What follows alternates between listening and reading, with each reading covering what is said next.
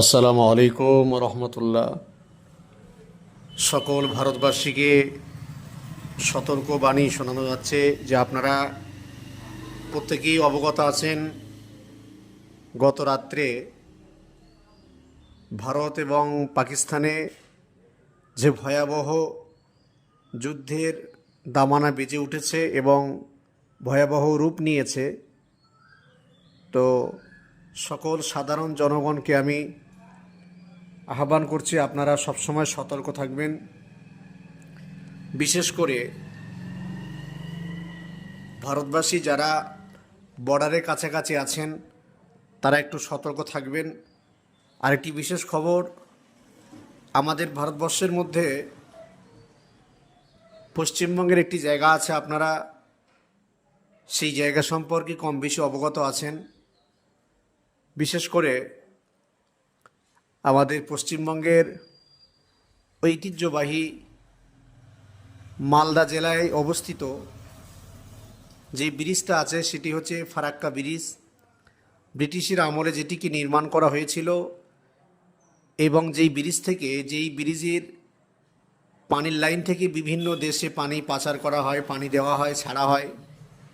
সেই সূত্রে যদি পাকিস্তান মনে করে আমাদের ভারতবর্ষের মধ্যে পশ্চিমবাংলার রাজধানী হচ্ছে কলকাতা, কলকাতার মানুষ যাতে ব্যবসা বাণিজ্য করে না খেতে পারে, পশ্চিমবাংলার মানুষ যাতে কষ্টে থাকে, পশ্চিমবাংলার মানুষের খাদ্যই যাতে সংকট দেখা দেয়, যদি পাকিস্তান এটা মনে করে আমাদের ফারাক্কা ব্রিজে অ্যাটাক করে, তাহলে আমাদের পানি সরবরাহ সমস্ত লাইনগুলো বন্ধ হয়ে যাবে।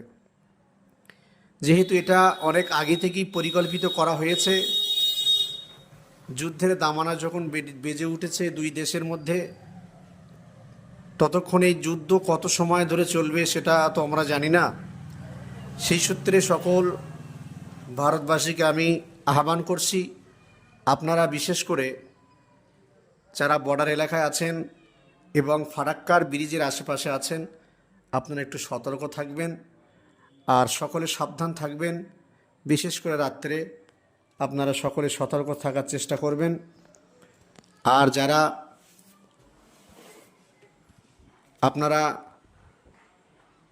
বিশেষ করে যারা বর্ডার এলাকায় আছেন সতর্কতা অবলম্বন করে থাকবেন, কোনো গুজব ছড়াবেন না। যে সমস্ত মিডিয়াগুলো বিভিন্নভাবে মিথ্যাচার করছে ভারতের উপরে, যে সমস্ত মিডিয়ারা বদনাম করছে ভারতবাসীকে, আপনারা সেই সমস্ত চ্যানেলকে দেখবেন না। ভারতবর্ষ একটি গণতান্ত্রিক দেশ, যেই দেশে আমরা হিন্দু মুসলিম সকলে ঐক্য হিসাবে বসবাস করি। এখানে সব ধর্মের মানুষ আছে, যে যার মতো ধর্ম পালন করবে। তবে দেশকেন্দ্রিক যদি কোনো যুদ্ধ সংগঠিত হয়, তার জন্যে কোনো ধর্মের মানুষ তার জন্য দায়ী নয়। সুতরাং আমরা ভারতবাসী, আমরা ভারতকে ভালোবাসি। এটা আমাদের নবীজি সাল্লাল্লাহু আলাইহি সাল্লাম শিখিয়েছেন। ভারতবর্ষ আমাদের ঐতিহ্য দেশ। ভারতবর্ষে সমস্ত ধর্মের মানুষ বাস করে। আপনারা ভালো থাকবেন। জয় হিন্দ, জয় বাংলা, জয় ভারতবর্ষ।